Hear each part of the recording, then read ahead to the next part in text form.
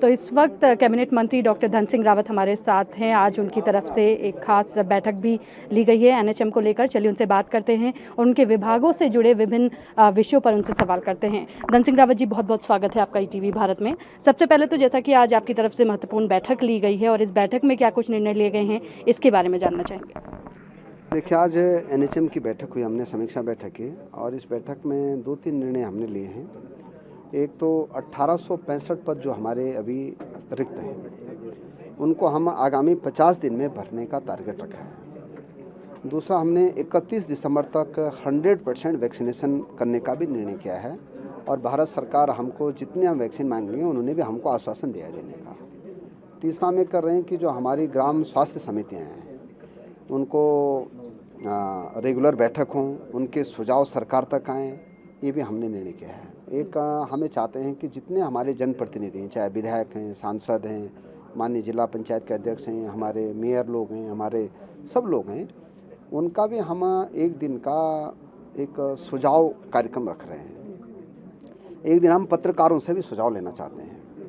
तो अलग अलग लोगों से हम सुझाव लेंगे, प्रधान लोग हो गए, क्षेत्र पंचायत लोग हो गए, ताकि हम तीसरी वेव के लिए हम कितने तैयार हों, ये सारी चीज़ें उसमें रहेंगी और सबका कलेक्टिव जो है वो रहेगा, उसमें कि सहयोग रहेगा। जी, आपने जैसा कि एक पायलट प्रोजेक्ट की भी बात की है, बागेश्वर को लेकर आपने बताया, क्या है ये पायलट प्रोजेक्ट और किस तरीके से इस पर काम? हमारे विभाग ने 2 जिलों में ये कहा है कि हम देश में नंबर 1 पे लाना चाहते हैं कि बागेश्वर और हमारा रुद्रप्रयाग जिला, ये 2 जिलों में हम पूरे देश में सबसे पहले वैक्सीनेशन कराने का टारगेट हमने रखा है और टारगेट में हमें चाहते हैं कि हम देश में सबसे पहले 2 जिलों में हम 100% वैक्सीनेशन करा दें।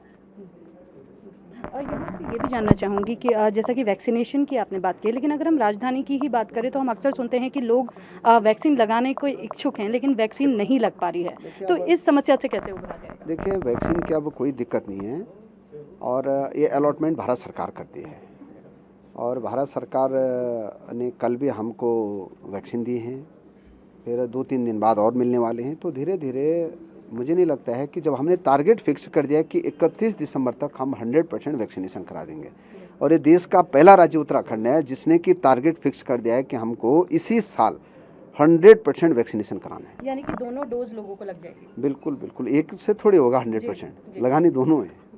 और यहाँ पे ये भी जानना चाहूँगी सर कि अगर जैसा कि आपको हाल ही में स्वास्थ्य मंत्री की जिम्मेदारी सौंपी गई है, कितनी चुनौतियाँ आप देखते हैं? क्योंकि स्वास्थ्य सेक्टर की अगर हम बात करें तो कई चुनौतियाँ हम देख रहे हैं, आप इसको कैसे देख रहे हैं? देखिए, मैं अपने मुख्यमंत्री जी को धन्यवाद दे रहा हूँ कि उन्होंने मुझे स्वास्थ्य मंत्रालय दिया है और मैं 200% उन पर खरा उतरूँगा। क्या कुछ हम नए काम होते हुए देखेंगे स्वास्थ्य के? देखो, नया काम इतना कम हो रहा है कि 100% वैक्सीनेशन हो जाएगा।